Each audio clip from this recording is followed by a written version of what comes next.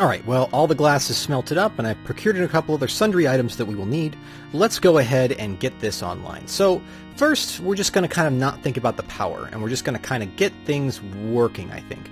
So what we'll do is we'll put down the cascading processor, which I think I've got right around here, and we'll put it right here.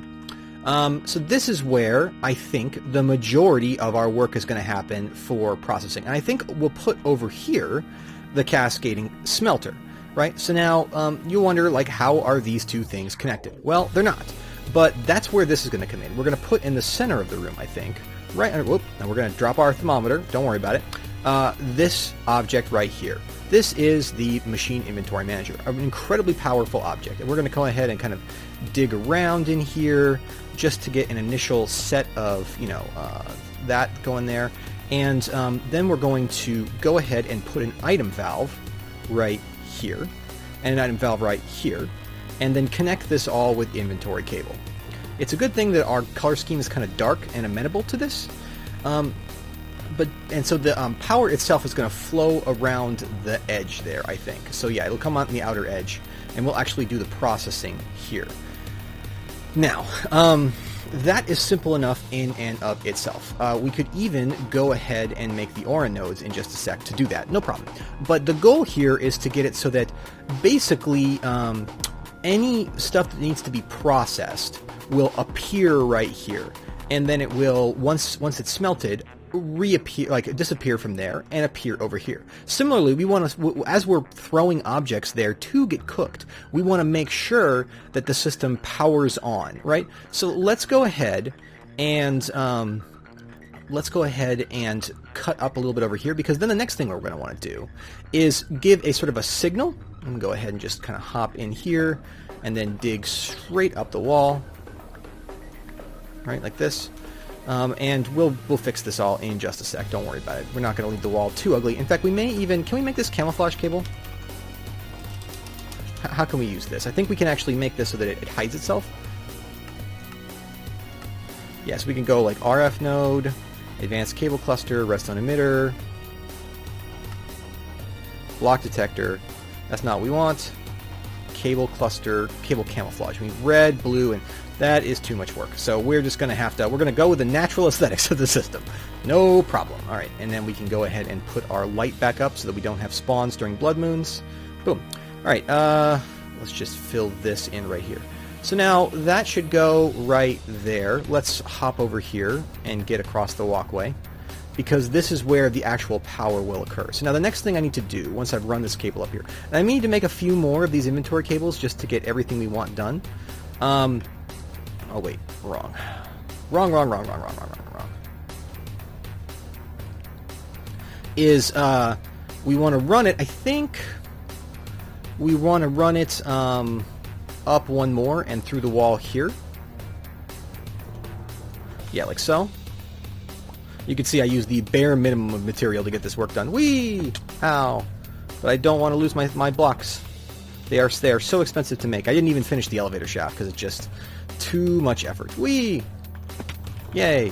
Okay, now we're going to go ahead and put those up. So now the goal of this system is not only to use power efficiently, or rather to use ore efficiently, but to use power efficiently.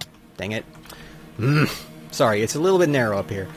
Use power efficiently, in this case the aura. So what we actually want to do is pull out these redstone emitters.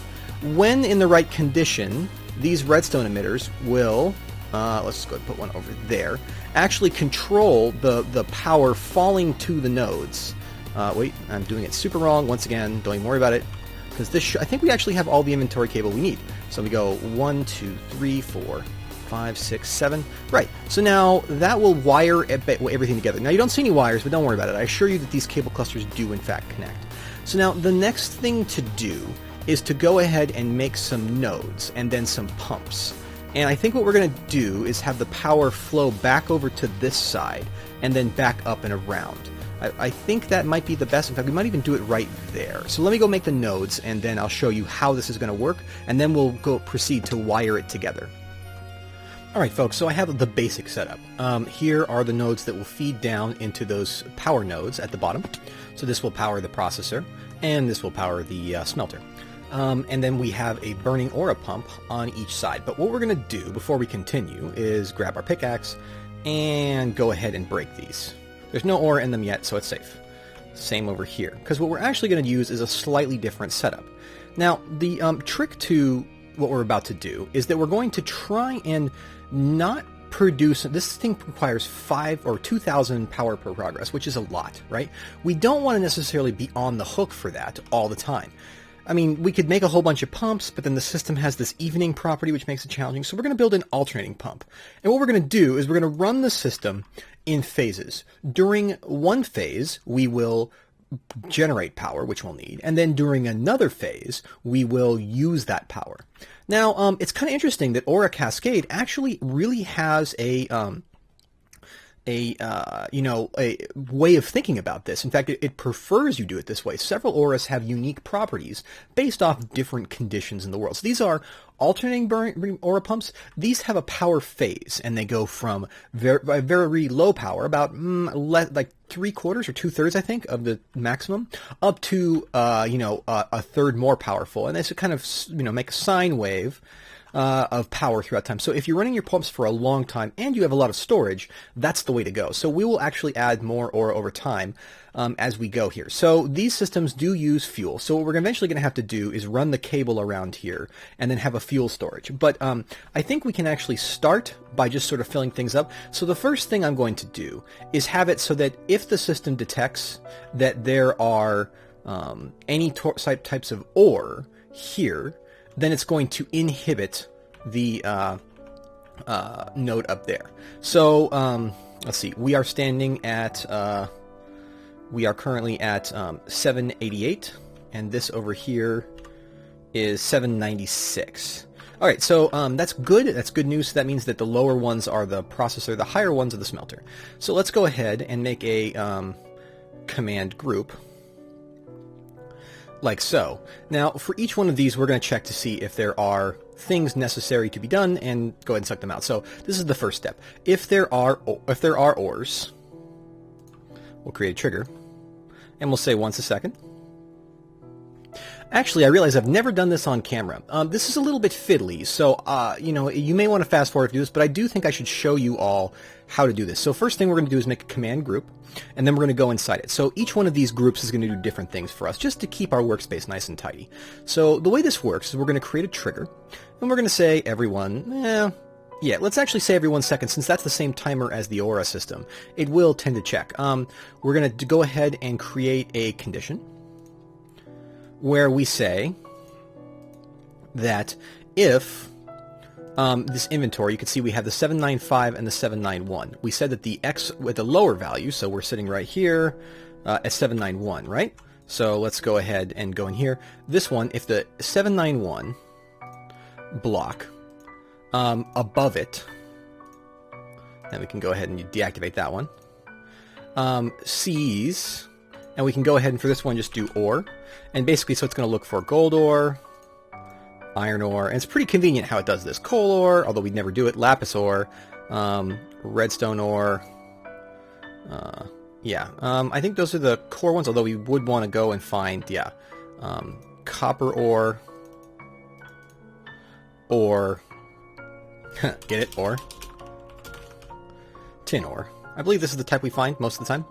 And so now if that exists, sorry, I didn't mean to click out there. Oh, thunder. If any of these are there, if that's true, then we're going to emit. Let's drag this over here, actually. So if that's true, then we're going to set the emitter, which is this one up here. There's two of them.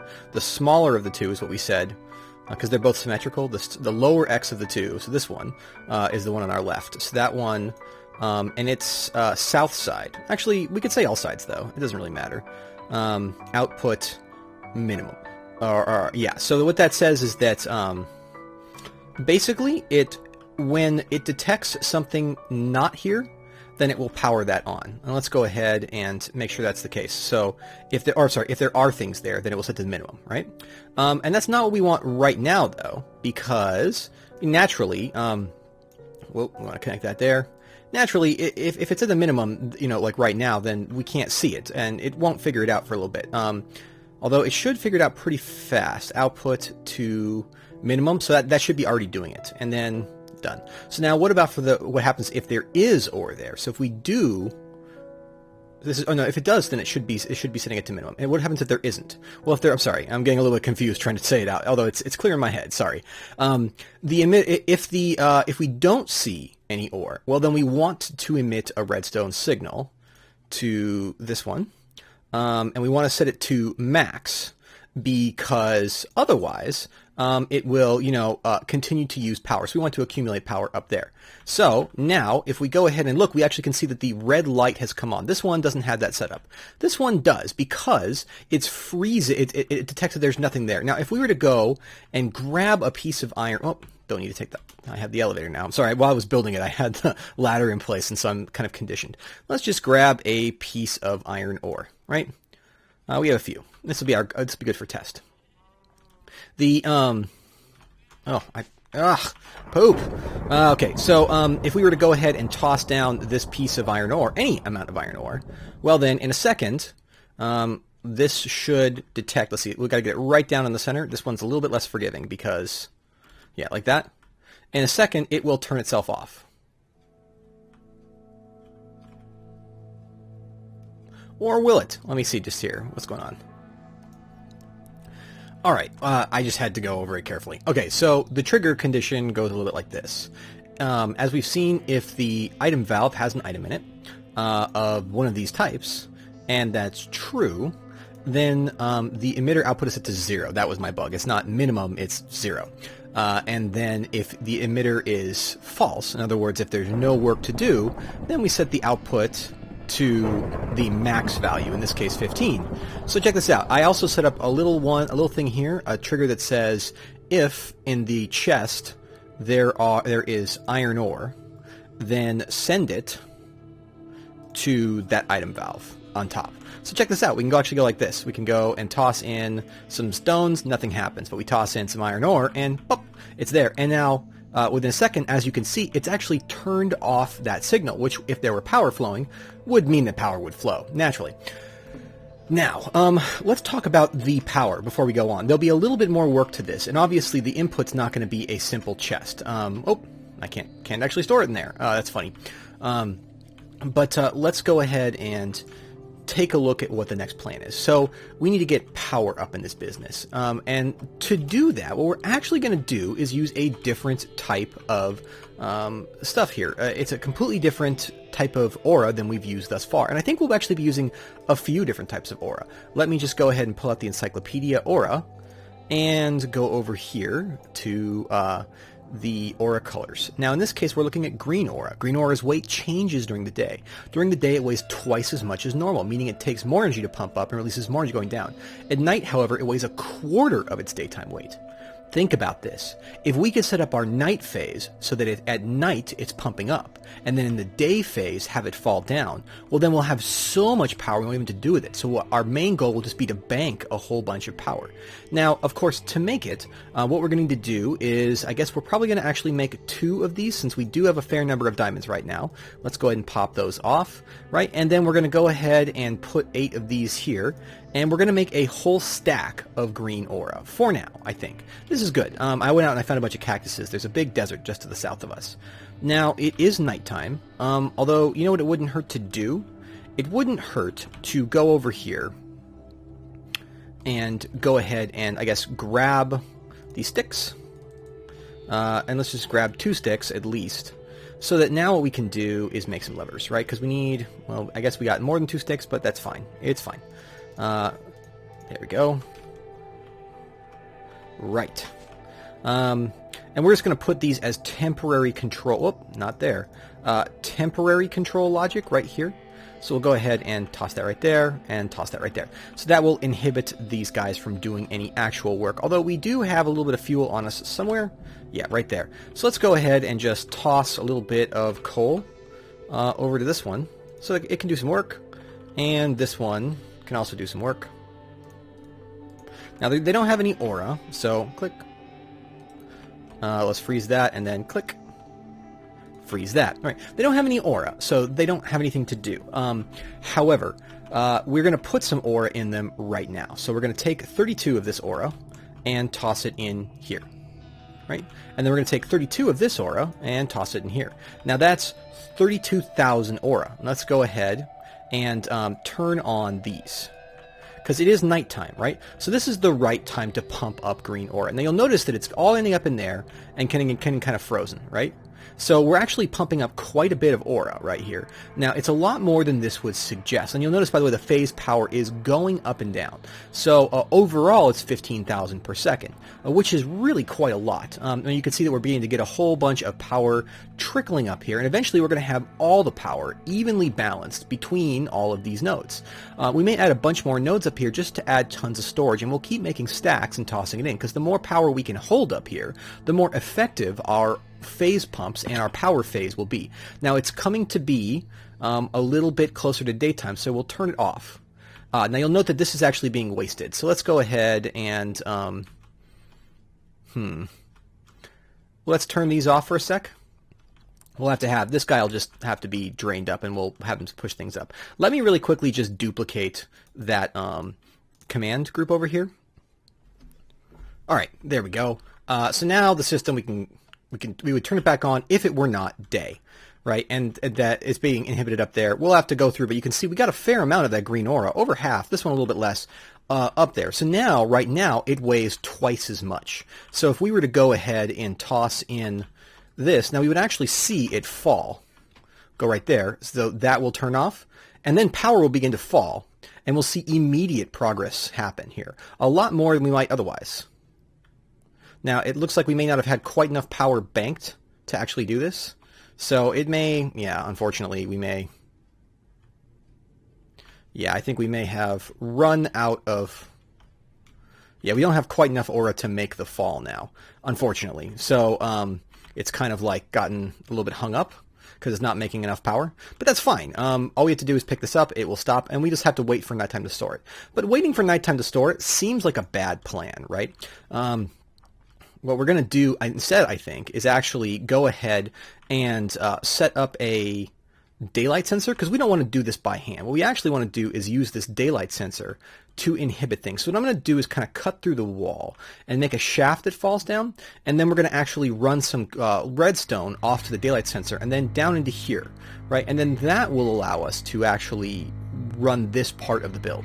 I think this is a pretty easy way to do it. So what we'll do is we'll set it up so that these things are inhibited during the day. And we'll also have to change our redstone conditionals in here, which is why I made this redstone. So there's emitters up there, but we also have receivers here, which do the opposite, which is read redstone signals. So all I have to do is set up basically a redstone system to detect daylight or nighttime, and then we're all set. So give me just a moment to do that by cutting through this wall, or actually we'll probably go through this wall right here and come out around there.